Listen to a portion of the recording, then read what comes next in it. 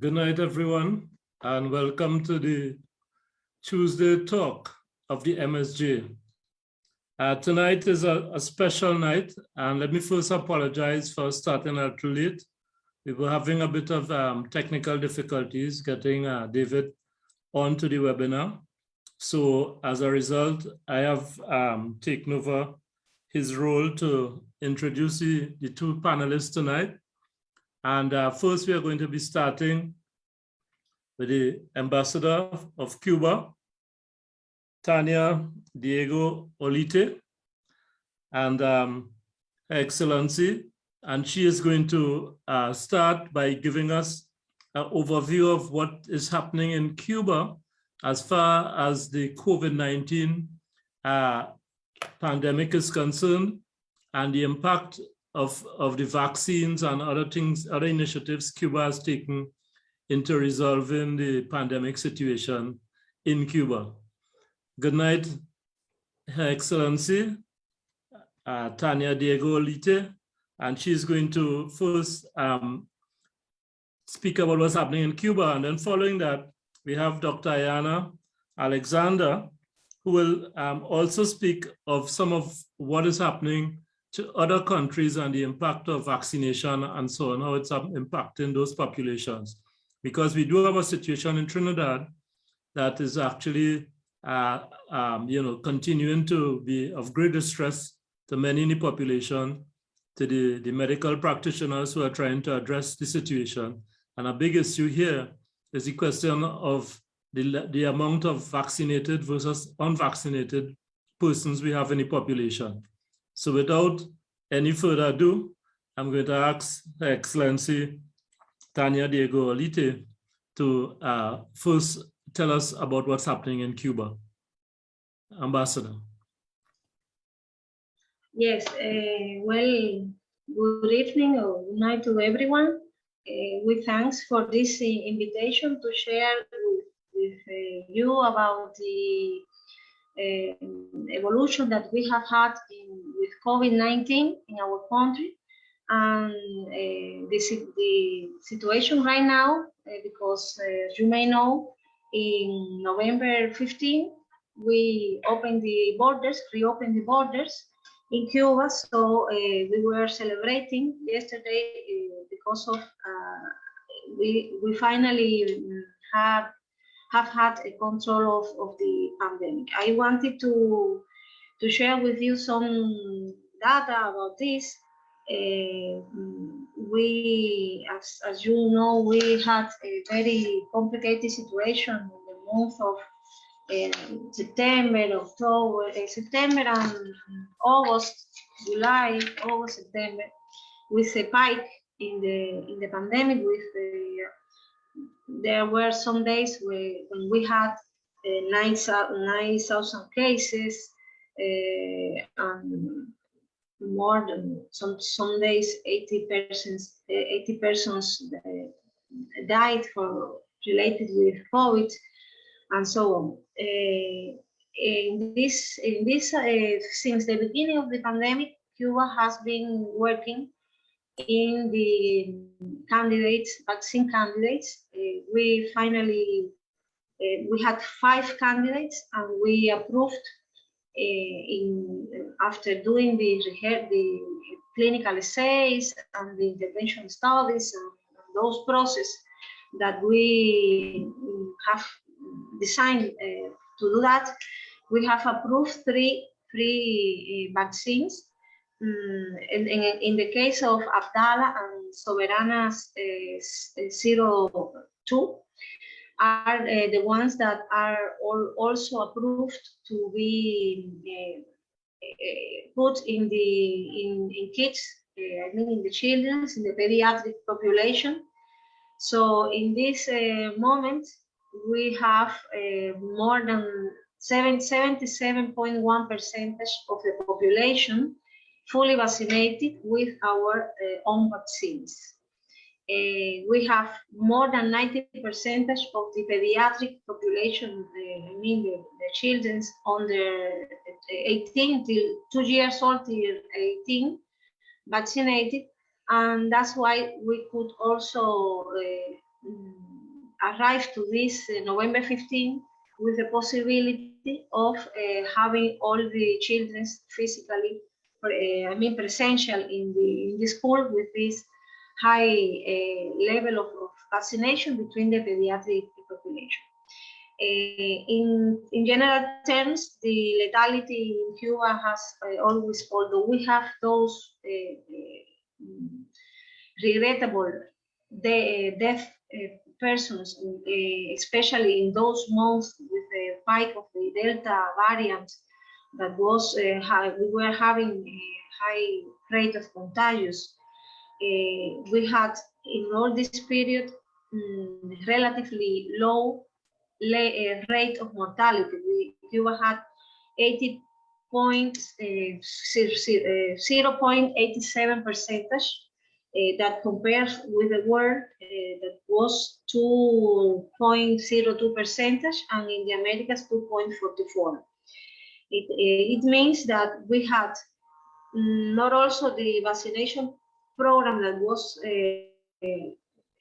being implemented during this year, but also several medicines that are result of the biotechnology industry. Medicines to prevent, to booster the immunity system of the persons, to have some therapeutic effects also. So there was, aside the vaccination, the production of medicines from Cuba from the biotechnological industry that also complemented this result in the treatment of the COVID during this year. Yesterday, for example, we had, I have the exact number here, 243 cases, and one person died related to COVID, and 246. So if we compare with this number I was telling you at the beginning of thousands daily cases, we have in this very moment this result. Well, we will, in general terms, we don't have that. This is something that some persons has asked us about the hesitancy, if we have hesitancy in Cuba in this process of vaccination, and there is not that problem in Cuba. The people are familiarized with the vaccination process, with the industry of biotechnological products. We have 30 years of experience doing vaccines. I think also they might also or may also have influence in the reaction of the persons towards the Cuban vaccine. The fact is that this is not a phenomenon, a problem that has had an impact in this process.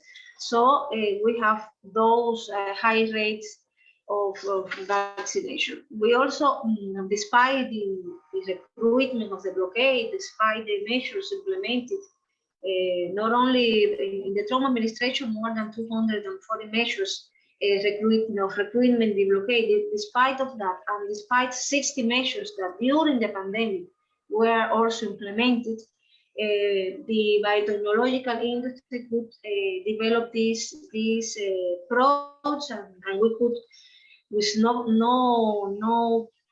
little difficulties and with a big efforts from all the persons involved, from the personal health personnel, the scientists, but we could finally have this result.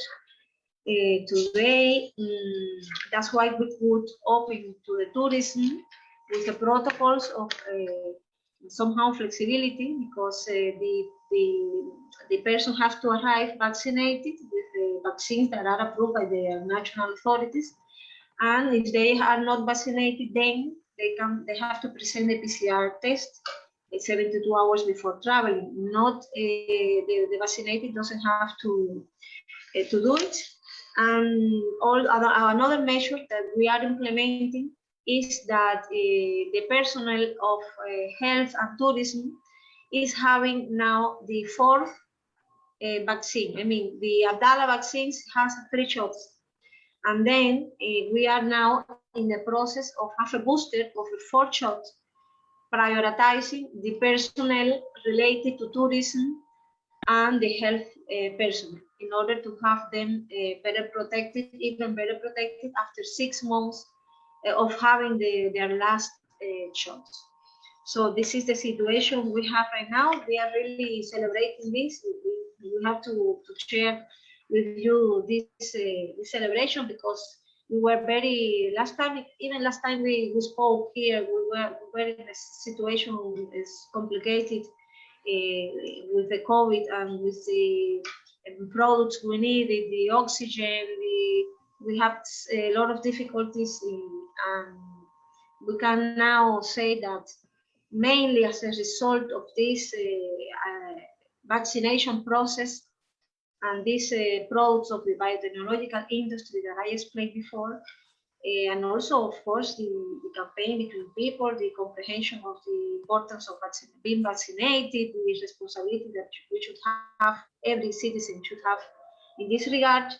In all the contexts, we can have now this result. We have 2 or 3 days ago, 0 cases, zero death in Cuba, and yesterday 1. So it's really important and so a motive to be happy and to congratulate because we are controlling the pandemic in this very moment. This is the general aspects. We could later on. Ambassador, I want to congratulate you and the Cuban people on that excellent example that you all are showing to the world about the effectiveness of the vaccination, right? And particularly the effectiveness of the Cuban vaccines, because I remember the last time you were here, maybe it was about 2 months ago, and you all have had almost 1 million cases, 945,000 cases or thereabouts of the COVID infections, and most of that was generated prior to the arrival of the Cuban vaccines, and that you have been able, in a short space of time, to vaccinate, as you have indicated, 77% of the population. And the net result, you have had less cases than Trinidad, 243 cases, you said, and you had 1 death, and yesterday you had actually no deaths. So, you know, it's a great achievement, and it shows, you know, the resilience of the Cuban people, of their medical professionals, of their medical industry. And I'm sure David is now with us, and he's supposed to be the person really carrying this conversation. So I'm going to turn it over to him. But, you know, I understand that your vaccines are being exported now to Mexico and a few other countries. So maybe you can also tell us a bit about that. David, you can take it over from here. Well, good evening, Gregory. Thank you very much. And good evening, Ambassador, and to Dr. Ayanna. My apologies and to everyone on live on Facebook. And my apologies for coming in late, struggling with some technical thing where I was getting bumped out of the webinar for some reason or the other. But eventually we were able to find a way around. We had to do it 5, 6 different ways with a different device to get in. So I'm glad to be here. I'm sorry, Ambassador, that I missed your excellent presentation. And what I want to do now is to bring Ayanna, Dr. Ayanna Alexander, into the conversation. Dr. Alexander, of course, is no stranger to our Tuesday talks. She presented for us our very first presentation on COVID many months ago, and the vaccines and how the vaccines were developed and so on. So, and she came back on in a discussion with a retired educator, teacher, to discuss the reopening of schools and the challenges. So Dr. Alexander, of course, is an expert in public health, trained medical doctor, but also did her postgraduate studies in public health at the University of the West Indies at Mona, and worked in public health there in Trinidad and Tobago in a regional institution, and is now functioning with a consultancy firm, her own consultancy firm.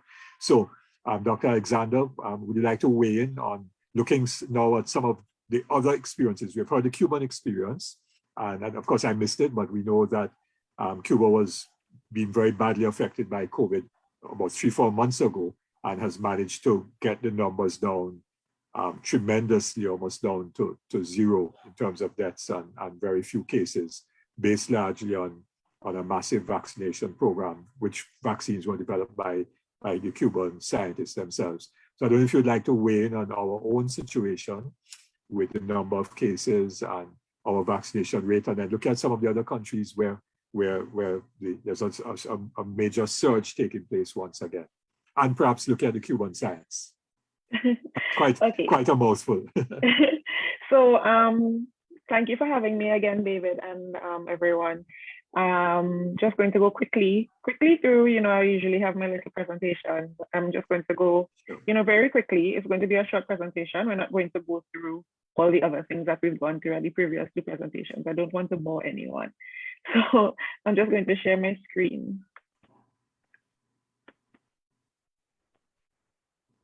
Yeah, and if everybody can see. Yes, we are seeing you. Seeing on the screen. We see the screen. Okay. Yes.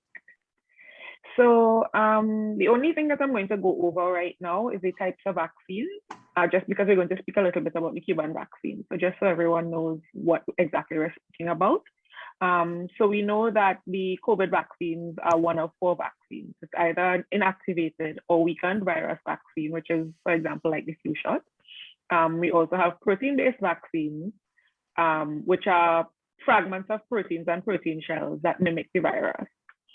And then we also have the viral vector vaccines and the RNA and DNA vaccines. Now, all of the Cuban vaccines are protein-based vaccines. So what these vaccines do is it mimics the spike protein on the outside of the COVID virus. That beautiful COVID picture that we all see, there's spike proteins on the end, and the vaccines mimic the spike protein. So when you get vaccinated, that your body recognizes that spike protein and produces antibodies against it. And that's how you generate the immune response.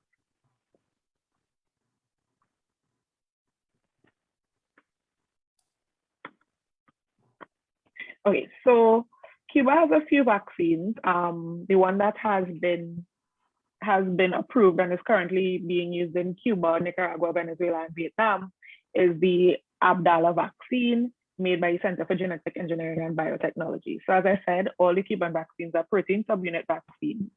And it's 3 doses given 2 weeks apart each. And so far, the data has shown that it has a 92% efficacy in preventing symptomatic COVID-19 and almost 100% in preventing death. The second group of vaccines are the Soberana vaccines, and I'm not going to try and pronounce that and embarrass myself. And there are 3 types. There is Soberana 1, Soberana 2, and the Plus. So the Soberana 1 and 2 are what I would call the base vaccines, I guess, and the Plus is usually being used as a booster shot. And the Soberana 2 is the one that is further along in the clinical trials. So again, it is a protein subunit, and it's currently in phase 2 and 3 trials. So phase 3 is the last type of trials that are done. So once the phase 3 trials are done, it can apply for approval. So this is a 2-dose vaccine, which is the Soberana 1 and the Soberana 2 are 2-dose vaccines. And then the Soberana Plus acts as a booster. So with the two vaccines, the efficacy is about 67%. With the booster, which is given 4 weeks after the 2 doses, you have a 92 to 93% efficacy against hospitalization. So that would be the 92 to 93% efficacy against moderate to severe COVID-19, and again, nearing 100% efficacy against disease and death.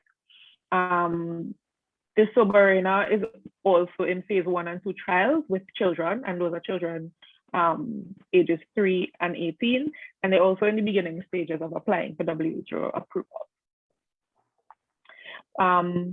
So this vaccine, the Visa vaccine, is one that's very interesting.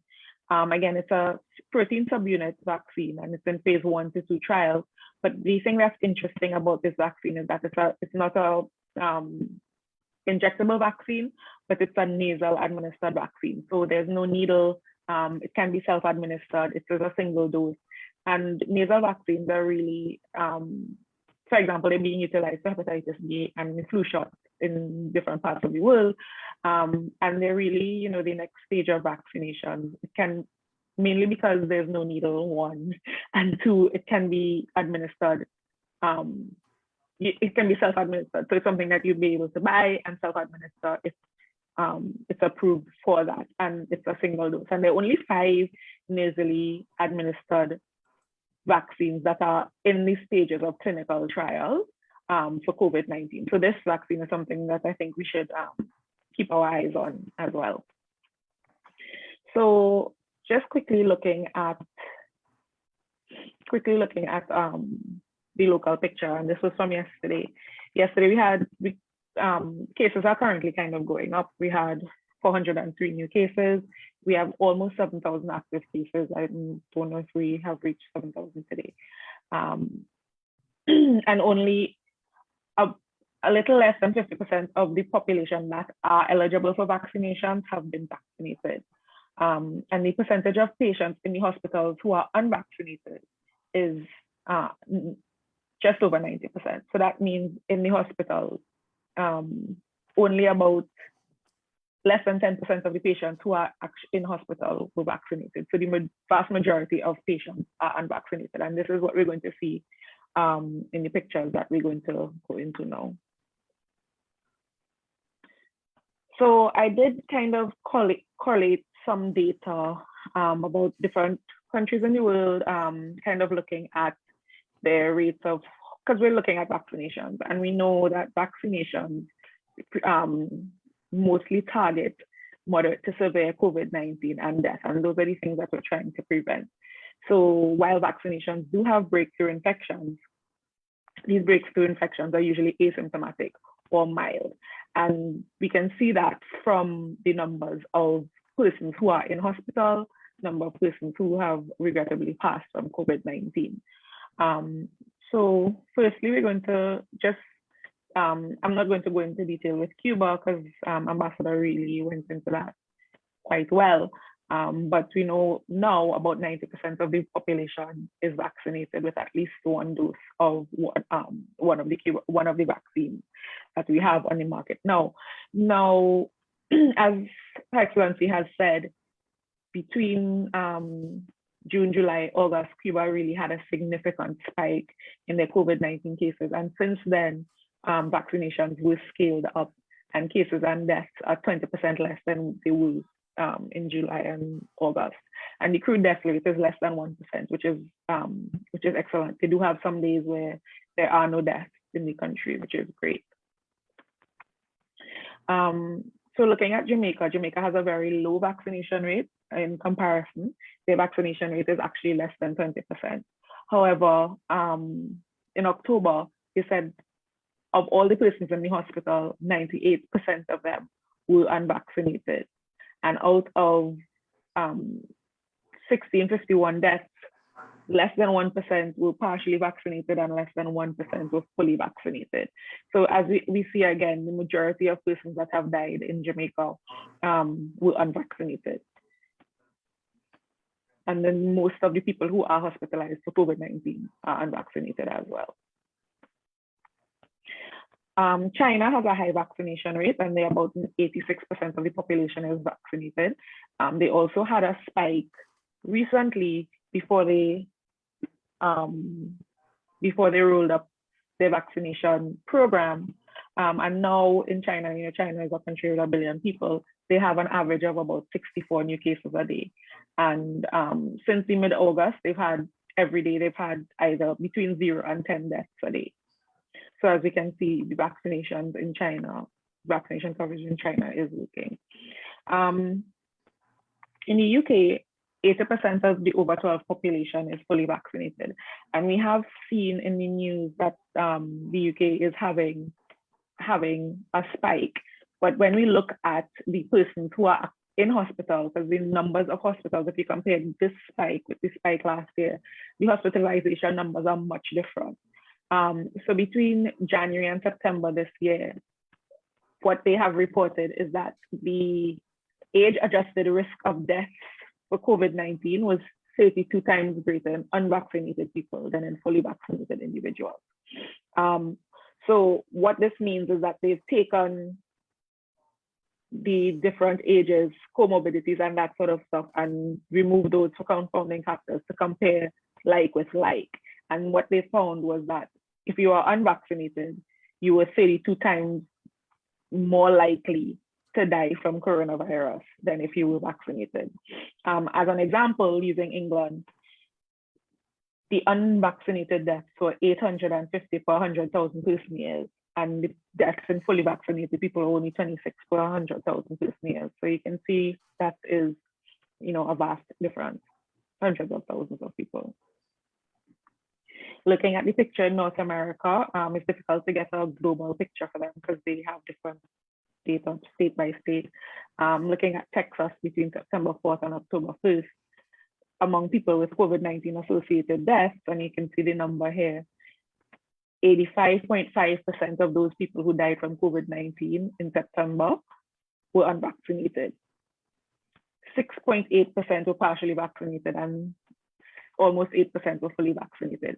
So again, you can see the vast majority of persons are unvaccinated in those hospitals in Texas.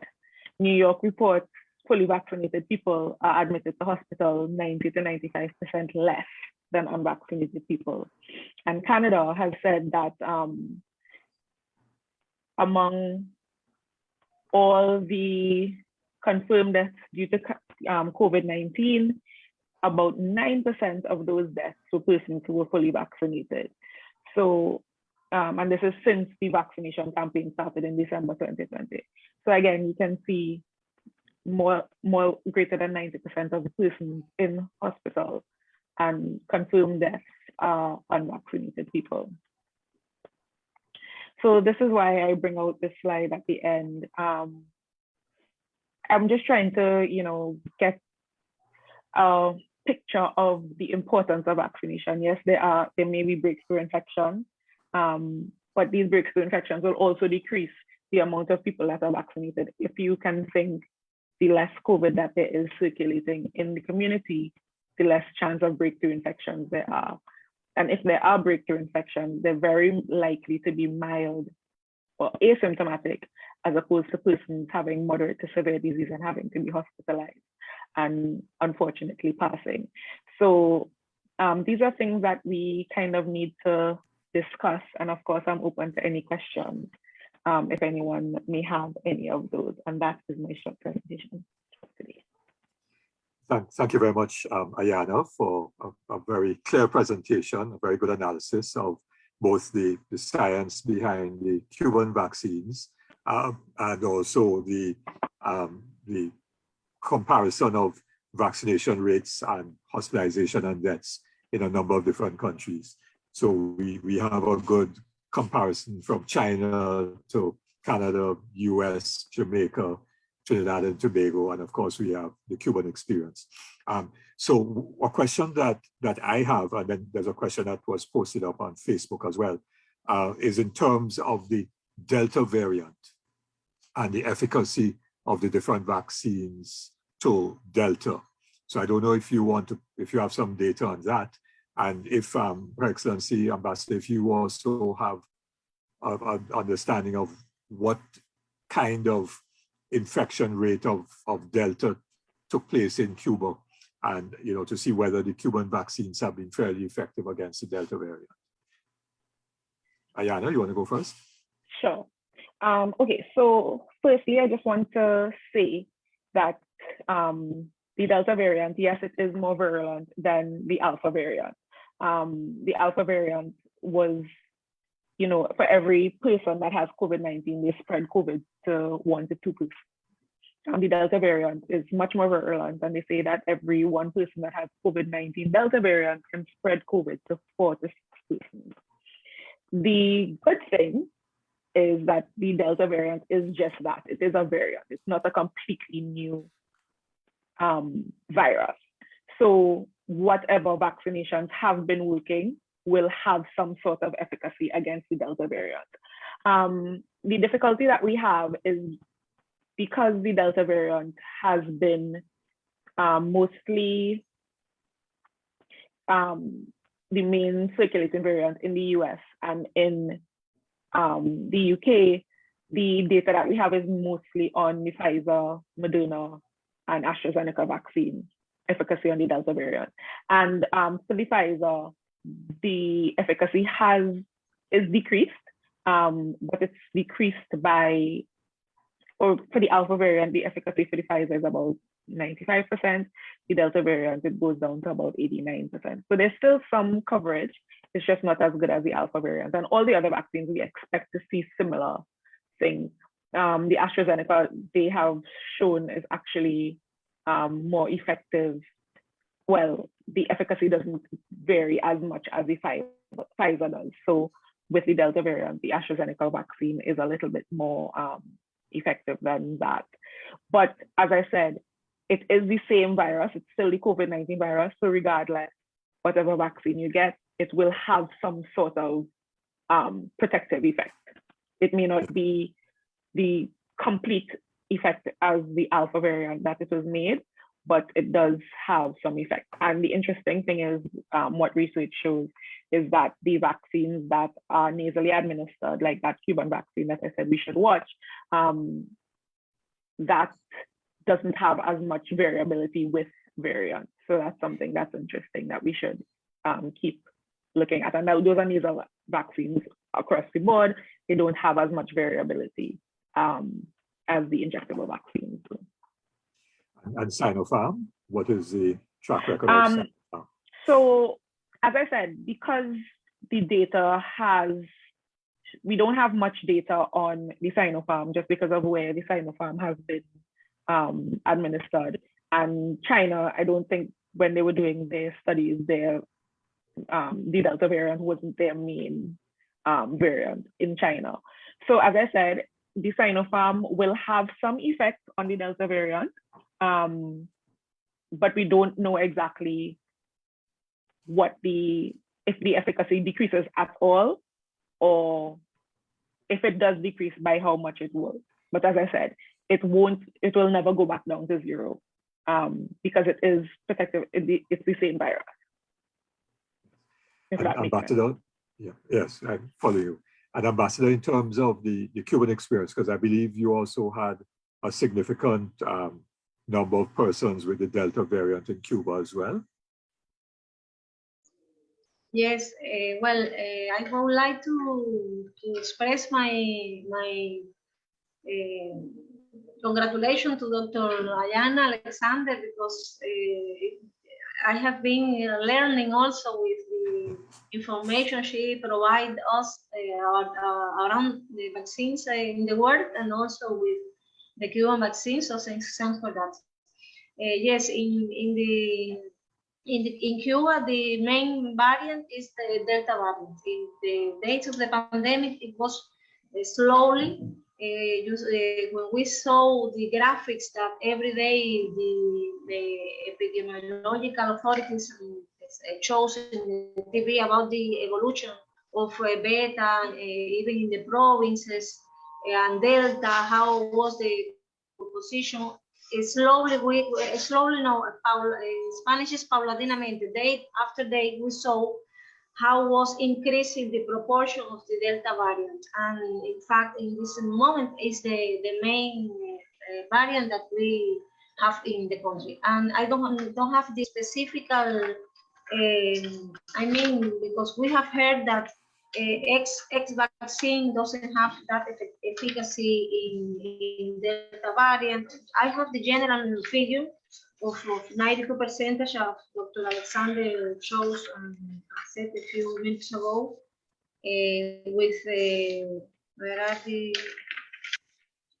92% with the both of them. We assume that with the Delta variant has this efficacy. I mean, so I know the question because at the beginning of the Delta variant, that was worried in the population in general. Well, will it be so same effectivity with the Delta variant or not? But it has been demonstrated that it has a high low of efficacy. Otherwise, we wouldn't have had, being the Delta variant, the main variant that is circulating in the country. If it was not that effectivity was not exact, like 92 or etc., we couldn't have had this control and this result. So the facts are a better demonstration of the data. Yes, I think that's a very important point, that your Cuban vaccines have been effective against the Delta variant. If they weren't, then the number of cases and the number of deaths would have continued to be out of control. Exactly. And so the proof of the pudding is in the eating. So that is the reality. That's a very important development. Now, I may have missed what you said, Excellency, at your start of the presentation. What accounts? So if you made this point before, forgive me. But what accounts for the fact that you have been able to get over 90% of the population vaccinated, and also you have begun to vaccinate children, where in Trinidad and Tobago, we are not yet up to 60%, I don't think, of the population over 18 who are entitled to be vaccinated. Other countries are 50, 55%. Why do you think Cuba has been able to get up to over 90% of the population in such a short space of time? Yes, vaccinated, yes.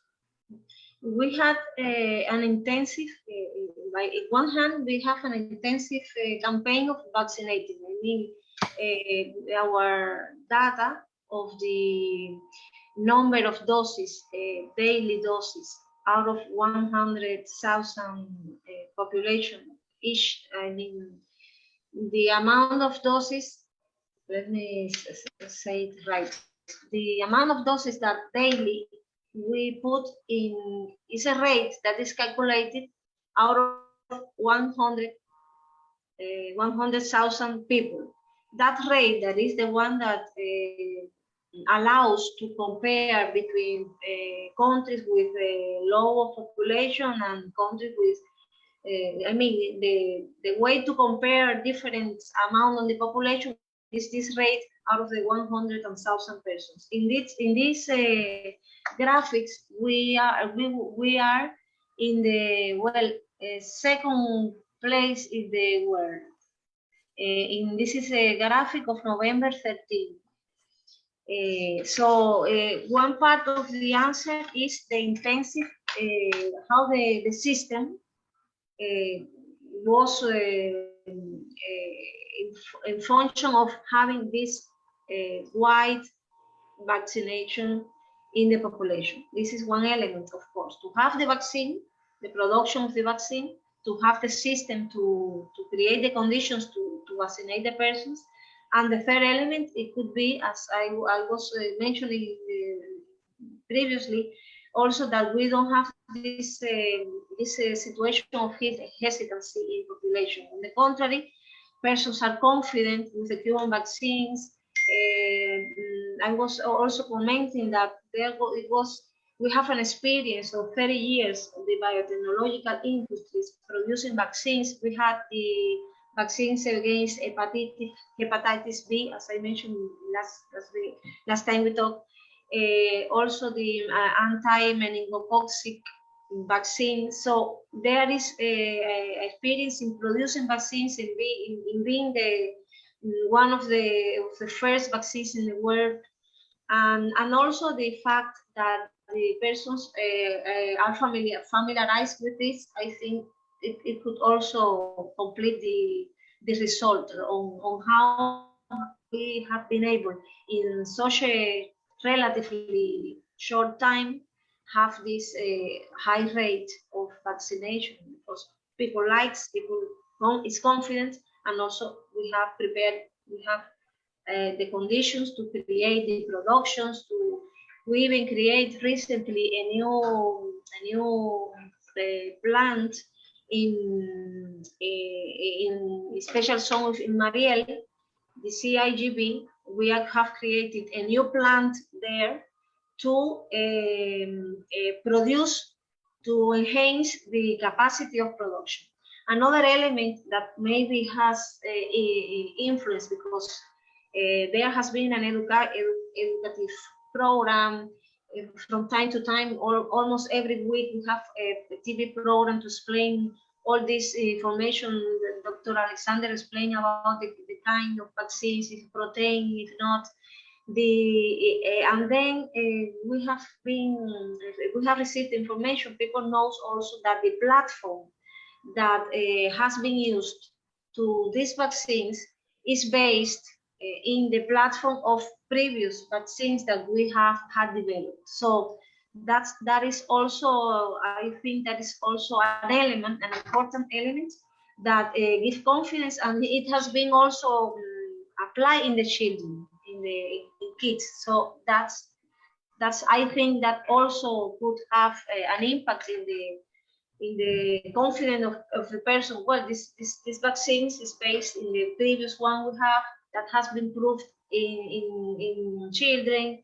So all those elements together are the reasons why in such a few months we could have this high level of vaccination in the population, I think.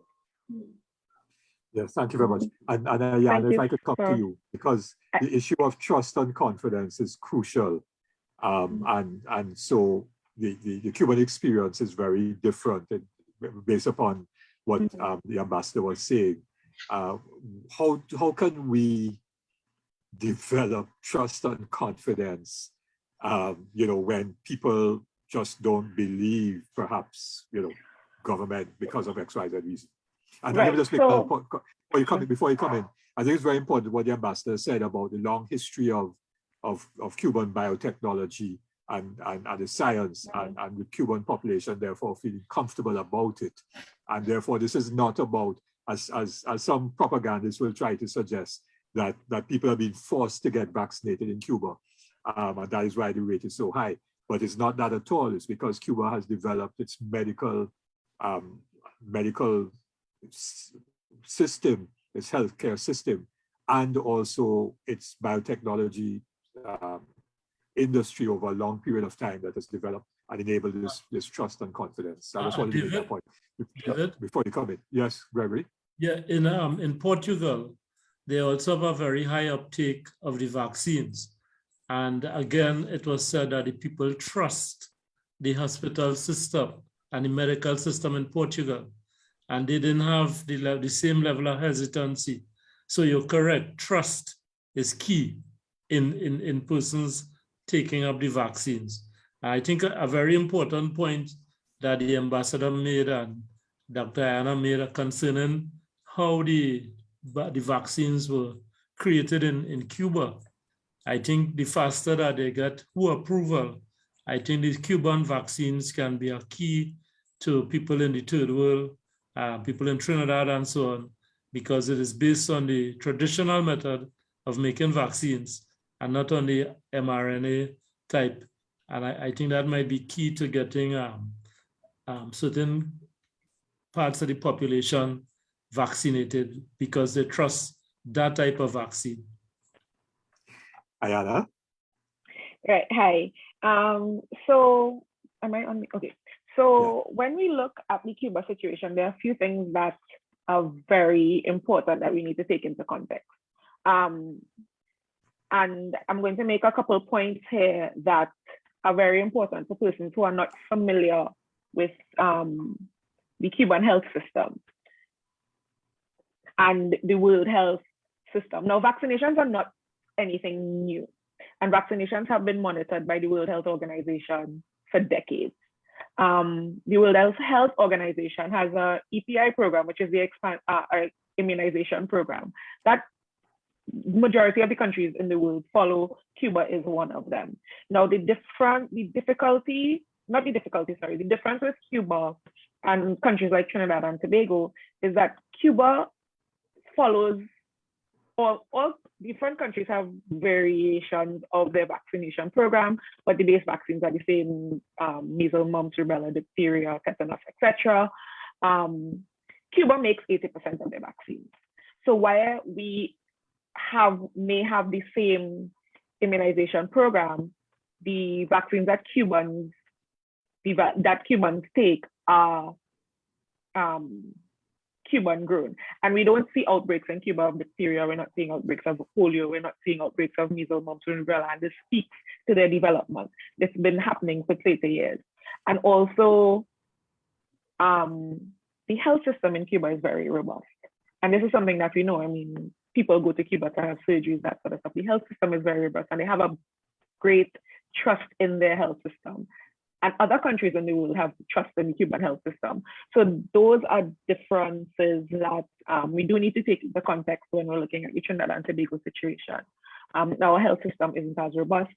People may not trust, it may not only be political, but people may not trust the health system as much as they do in other countries. You can look at the US, again, for an example. They don't have much trust in their health system, and they have significant vaccine hesitancy. So I can't say that it is causal, but it may be correlated, this trust thing, with respect to the vaccine hesitancy. If we look at the UK, the NHS is a very robust system, and they have significant vaccination. So that's something that that we have to take into consideration. We don't have much time with this COVID-19 pandemic to kind of build that trust. And I think at this point, all we can do is, you know how in Trinidad we like to balance and say each one teach one. If everybody takes 5 people that they know and talk to them about the benefits of vaccinations, have an open forum to have conversation. Because what is happening now is, I feel like everybody's kind of butting heads against each other and everybody's fighting. And when people fight, nobody listens. But if everyone can, have a small conversation, not a shaming conversation, but a dialogue, an open dialogue about what are the issues, what are your concerns, and let's find someone who can explain this to you in a way that you can understand. So we can kind of decrease the hesitancy. Now, we're never going to get to 100%. There are always going to be some people who would refuse to get vaccinated. We're never going to get to 100%. But I still feel there's a significant proportion of the population that is not anti-vax, but is just vaccine hesitant. And those are the people that we need to focus on, and those are the people that we need to reach. At this point, there's so much politicization of the vaccination. I think the strategy that we need to have is individual conversations with people. If 600,000 people who have been vaccinated can talk to one other person, yes. I mean, that's a significant number. Yes, sure. And two follow-up questions to that, Ayanna. One is, to what extent, because we don't have a system of complete public health in the way that Cuba has only a public health system, we have a mixture of public and private health care. To what extent are our GPs, general practitioners, or family doctors who a significant number of the population rely on, to what extent are they critical, therefore, in helping to get people over the hesitancy? So that's one. And secondly, apart from the one-on-one conversations, what kind of messaging do we have to change coming out of the press conferences and things like that, to be able to get people's trust? In other words, it can't simply be about the numbers of deaths and so on, because that doesn't seem to be, we've almost become immune to the number of deaths now. It's funny, it's like the number of murders. When murders started getting up to 300-400, we started worrying, but at 400, okay, well, that's normal. It's a new normal. So if we have 10 deaths a day from COVID, well, that's the new normal. That's what we could expect. So what in terms of public messaging, what do we need to do to explain the importance of vaccination? And one last question, what in your view is the percentage of the population that we need to get vaccinated to really get the numbers down to a point where we could almost live normally? Okay, so I'll answer the last question first, because what we have seen in every previous conversation, everybody always asks me what percentage of vaccinations we need, and I've always said we don't know. We're kind of getting there now, and it seems as though 70 to 80% might be a sweet spot for really decreasing severe, moderate to severe COVID-19 infection. The higher the vaccination rate, the less breakthrough infections that we will have. As we can understand, there'll be less circulating virus. And if there are breakthrough infections, they're more likely to be asymptomatic or mild. Vaccination people, if they do get breakthrough infections, tend to shed the virus for a lot shorter time. So instead of having these 10 to 14 days to be unvaccinated person, sometimes it can go down to even 3 days from what the studies show. So again, that decreases the circulation of the virus. And that seems to be the kind of sweet spot. You can look at territories that have had vaccination over 80, 90%. They are more or less getting back to normal, and the cases still remain low. So that seems to be the kind of sweet spot. So it's two questions I'm going to answer together because I think the strategy is the same. When the pandemic first happened, I was one of those people who would tune into the Ministry of Health press conference every day. I want to find out what's happening. It's of interest to me. I'm a public health practitioner. I'm a medical doctor. I need to know what's going on. I can't tell you the last time I've watched a Ministry of Health press conference. So I don't think the messaging of the Ministry of Health press conferences is going to change much. They have basically been saying the same things, and people aren't listening. I don't know what else they can say and who else they can bring to kind of convince people. I think at this point we need to get down to communities, you know, town hall meetings, going into communities and talking to people, utilizing village GPs, because we still have that system where there may be 1 or 2 GPs per community, and generally those GPs are aware of the people in the community because they serve the community, and they would be aware of, you know, who is sick, who is not sick, who's hypertensive, et cetera, because they actually see them in their practice.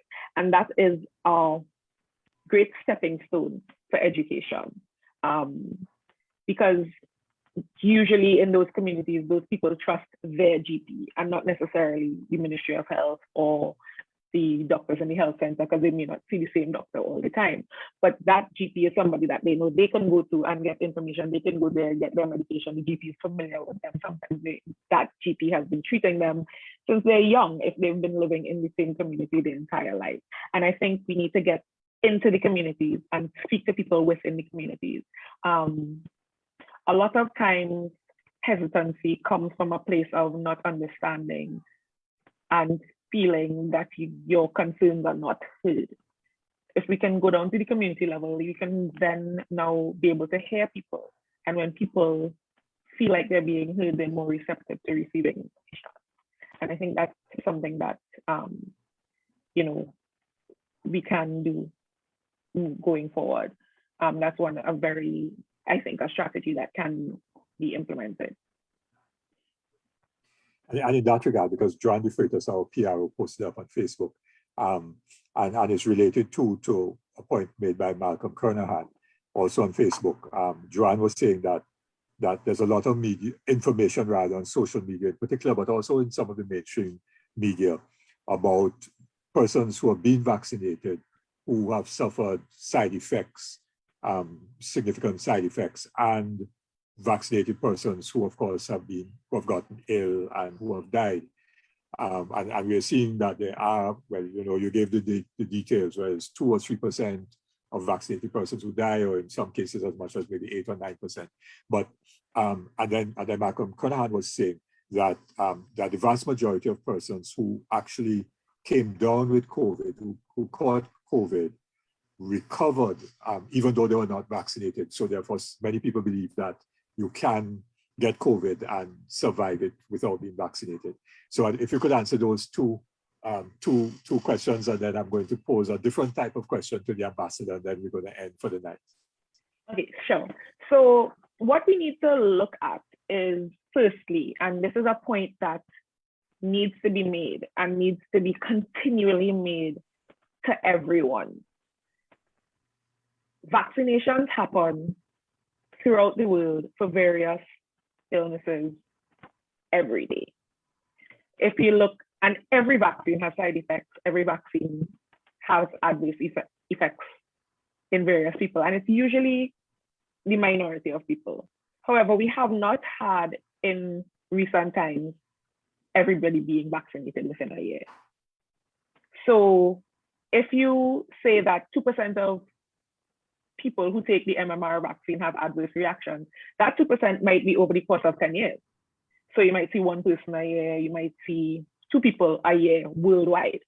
We are vaccinating billions of people in the course of a year, and 2% of a billion is a lot of people for,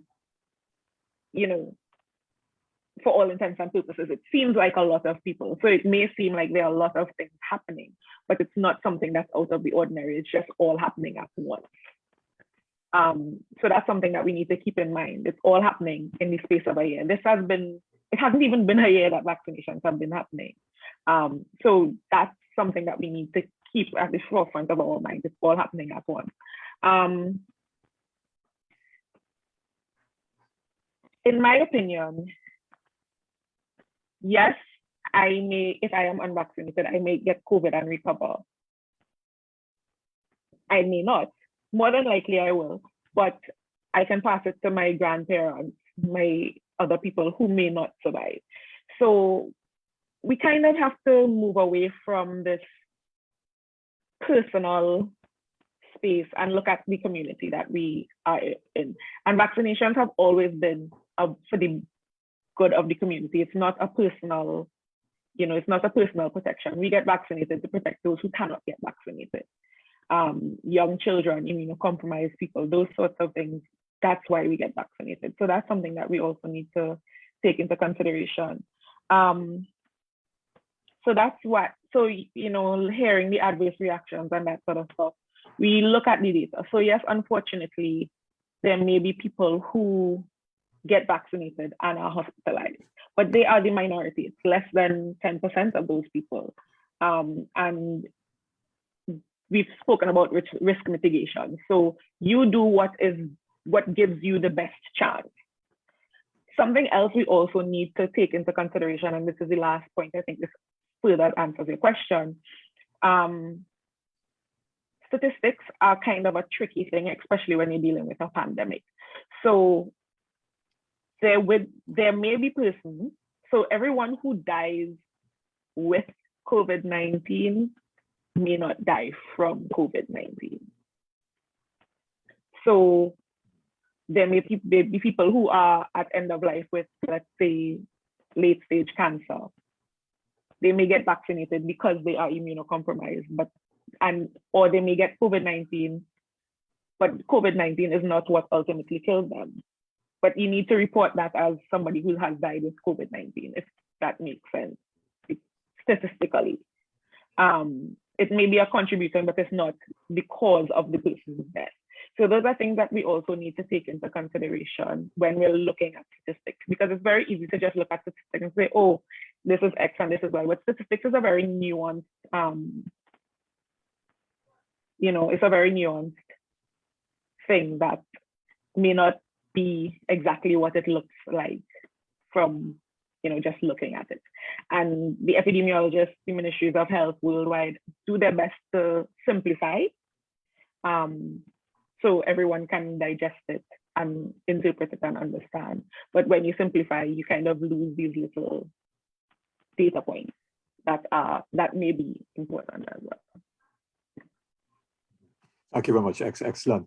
And as you were speaking about, the risk to other people, I saw on Facebook today someone who I know quite well who was making a point that telling a story, which obviously is a true story, of a young lady getting COVID from her boyfriend and then going back home, and all her family members at home got it. And then her mother died, sadly. So that's the point about the vaccination, which would have perhaps prevented that kind of spread.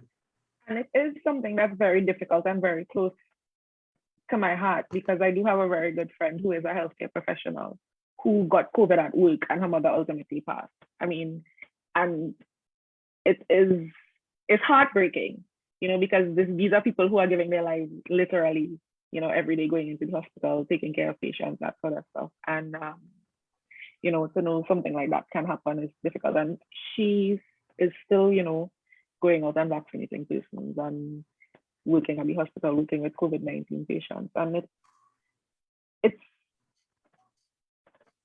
difficult when you look at it from a different perspective than from where you sit. It's sobering. It's sobering. And it's something that we really need to take into consideration, that, it's not just about us, but about everyone. Thank you. Excellent. And since it's about everyone, I want to come to the ambassador now and ask her to shift gears a little bit to focus not simply on the vaccination drive in Cuba and its success, which we have heard, but to look at the political issue. I think I caught a little piece of what you said, but the United States has taken a position which is absolutely contrary to any notion of humanity, that in the middle of a global pandemic is refusing to end the embargo, end the blockade against Cuba, which blockade against Cuba made it very difficult for you to access ventilators, even syringes and stuff like that, quite apart from materials that were necessary to help you manufacture and produce the vaccines.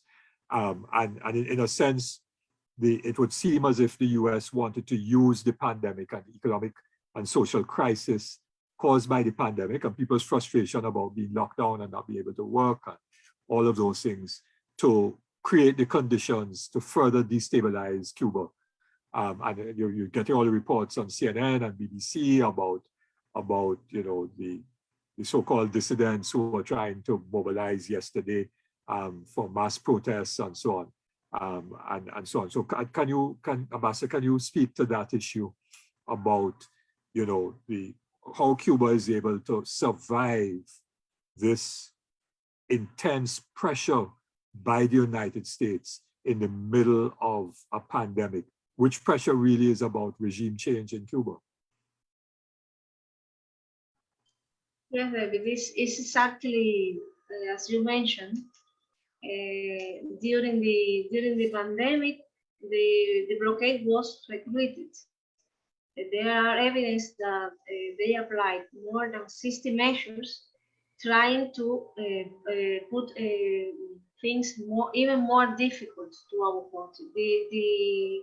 The plan, I would say, the idea they had, the United States had, was precisely taking advantage of this economic, social, health, in all this fear situation generated because of the pandemic, plus the blockade, plus the difficulties, economic difficulties to everyone in general. All the countries have suffered this impact of the pandemic, specifically also the one that have very source of incomes of tourism, like is the case of Cuba.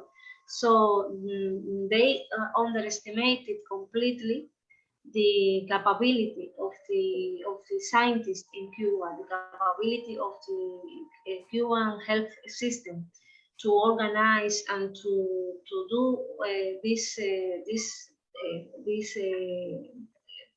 I always forget the word, the heroicity. I don't know, it's well said, proeza, heroicity of having this not only one, not two, three vaccines, 5 candidates, other medicines that we have been applying to reduce the lethality rate. So I think it was totally underestimated, and it's really, as you say, a cruelty, and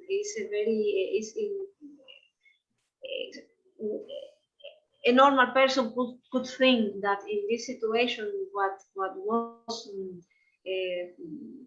should be done was lifting the blockade that occasioned a lot of problem to the Cuban people, to the economy, to social life. But on the contrary, it was done the other thing. Aside that, and with this plan, it has been tried to create in the social media a reality that doesn't exist about those persons that instigated, because we have to mention that this situation on July 11 was also, I mean, there was a difficulty in the economy, there was problem with the light, with the electricity, there was problem with the food, there was the pandemic doing this crisis of this spike, all that together, and they took advantage of all this situation to create and to try to destabilize the country, promoting and financing and encouraging certain groups with money. There are recent figures, recent data about the millions of dollars that have been located to all these persons, all these groups. And there is also a mediatic operation, as I said, in the social media. There has been located with they have been using the artificial intelligence to generate accounts and message as if they were a person in Cuba. And the total fiasco, the total failure of this was yesterday, November 15, the day that Cuba was preparing to reopening the country, reopening the flights, the tourism, and so on. It was called this manifestation, this protest, and the reality is that Cuba yesterday was in total calm. People, the kids were going to the school with these rates of vaccination. The flights, the tourism began to arrive yesterday. It will be 400 flights in a week. So this victory, this celebration that we had yesterday was the one that was being tried to be escamotear. I mean, that it was tried to occult to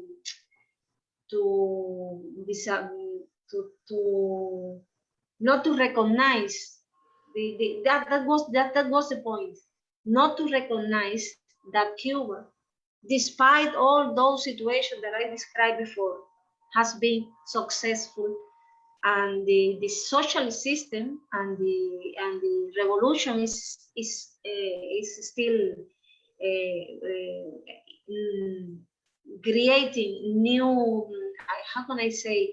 We have a permanent revolution within the revolution. We have never stopped doing this change to the population. We have been implementing measures with the economy, very important measures to boost the foreign investment, to generate we have been applying measures with the small, medium, and micro enterprises to organize, to reactivate the economy. We have been implementing all those measures with the exchange rate, the currency. So we have been since January the 1st doing all these measures, and we have been applying these different measures, because we ourselves have been planning doing this from more than 10 years. We have been trying to do these measures, and the moment arrives, and we have been in this process. And this is the reality. The reality is that the United States wanted to create an image that Cuba won't be able to survive to this crisis because it was hard moments. And they thought that with the effect of the pandemic plus the recruitment of the blockade, they will defeat the revolution, and they are applying recipes that have been applied in other countries in a non-conventional way. We have to create a music, a song to generate this kind of sentiment. We have to create this action with the cultural sphere to create this other feeling. We have to create in Facebook and in Twitter this kind of environment. So everything's planned to create this atmosphere, but the reality is the one that we saw yesterday in Cuba. Cuba happy, Cuban people happy because of the possibilities of reassuming the normal activities. And as the doctor says, it's very important. People knows that we have to keep on protecting ourselves, that the fact that we are vaccinated is not that we are immune to completely to that. We can be infected. We have to avoid that with the measures, but with the tranquility that we are going in the right path, and we are very happy for that. Thank you for giving me the opportunity also to explain this, because I know that with November 15 there was somehow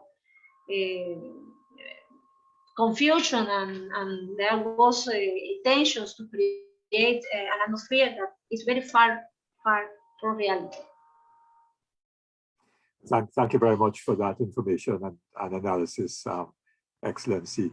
And I think the point has to be made that it really is amazing that a country has been able to not just deal with a blockade. I mean, I don't think we in Trinidad and Tobago can appreciate a blockade. I mean, it would mean that we can't import an Apple phone and this, that, and the other made in the United States, and our banking system, we can't use credit cards with US corresponding banks, and a whole range of things, and ships can't come into Trinidad and Tobago because they're blockaded, and because if they were coming to Trinidad and Tobago and they're going to the United States, they could be seized, and a whole range of things like that. And companies operating out of Europe that do business with Trinidad and Tobago, if we were blockaded, could get blacklisted by the Americans. So it's something that is very difficult for us to understand and to fathom. But if we could think about being blockaded in that way, which Cuba has been blockaded since 1960-61, then the issue would be, how would we have survived if we couldn't sell our LNG to the United States, and we couldn't, do all the things, and ammonia and methanol and all those things we couldn't be selling to the United States and to many parts of the world? How would we have earned foreign exchange to be able to import medicines which we don't produce, and food which we don't produce, and everything else? So we have to think about that, and to therefore understand the reality that Cuba has had to deal with. And the amazing thing is that in the midst of all of that, Cuba has been able to develop through its scientific capacity, develop its own vaccines, not just for mumps, rubella, all of those things that Dr. Alexander described, but also develop vaccine for meningitis, for hepatitis B, and so on. And now developing not just one, but several vaccines to deal with COVID. That's amazing. And getting manufacturing enough to vaccinate more than 90% of its population, and having some to export to other countries. I mean, that's an amazing, amazing, amazing achievement. And so we say, congratulations to Cuba and its leadership and its human resources for being able to do that, and the human resources were developed through the revolution. Yes, Ambassador, you wanted to make Yes. one last point. There was something else that I want to mention, that during this complicated month, well, during the whole revolution, but especially in this last month, we have also received a very important support from solidarity movements, political forces, Cuban residents outside the country. So there was also an important, in the moment when we had broken the plant to produce oxygen. We received also a supply from oxygen from several countries. So we also received solidarity from a lot of countries in the world, and we want also to express and to transmit how grateful Cuba is also with the solidarity we have received also from Trinidad and Tobago and some other countries. So we also appreciate the solidarity we have received in these difficult times. Thank you, and we appreciate the fact that there are Cuban doctors and nurses here in our health system, particularly in ICU and in other areas, supporting and helping to treat Trinidad and Tobago nationals and so on. And I saw one of a Trinidadian doctor who actually I was able to get a scholarship for her to study medicine in Cuba, and I saw her in an advertisement on television, you know, because she works in one of the public hospitals in ICU. I wouldn't mention her name, but you know, and she was pleading with Trinidadians to get vaccinated because you know, she's having to deal with it on the front line. So, and she would not have been able to do that had she not gotten a scholarship to study medicine in Cuba. So we thank you for your solidarity as well, Ambassador. So I want to end the program now.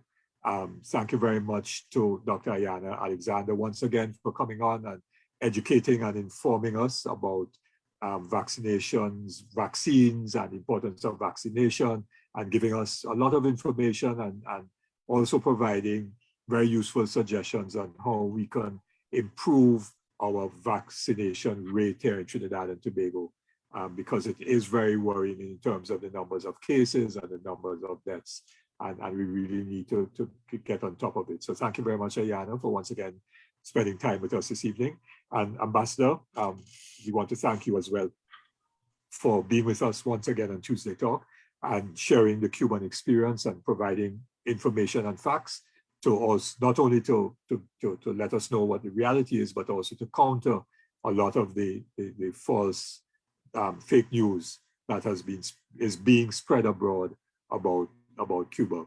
And I just want to end by making the point once again that, you know, we would certainly like to see the government of Trinidad and Tobago, if they were proactive, engaged in a joint venture with the government of Cuba to establish a biotechnology center here in Trinidad and Tobago, utilizing a lot of our young people who are doing natural science degrees but finding no outlet for it and so on, and those who have done postgraduate degrees in biochemistry to develop a biotechnology center here in Trinidad and Tobago to produce not only COVID vaccines to deal with COVID, but also to develop a biotechnology industry here, utilizing as well some of our natural remedies and so on, where research has begun at UE, but has not been commercialized because we don't have the capacity to do that. And that's something that we could do, and that would be part of a key diversification strategy for Trinidad and Tobago. So I end again with that call, which only the MSJ has made actually. I don't know if those in authority will ever listen to us, but we continue to make that call. So thank you very much to those of you who joined us on the webinar, and to all who joined us on Facebook. Thank you very much for taking in our Tuesday Talk this evening, and stay tuned for our next Tuesday Talk next week. Thank you very much. Stay safe, everybody. And those who are not vaccinated, please get vaccinated. Take care. Thank you. Thank you for the invitation. Yeah. Bye. And Greg, thank you very much for hosting and for starting off when I was struggling to get in. Thank you. Our party chair, Gregory Fernandez. Yeah. Good night, everyone.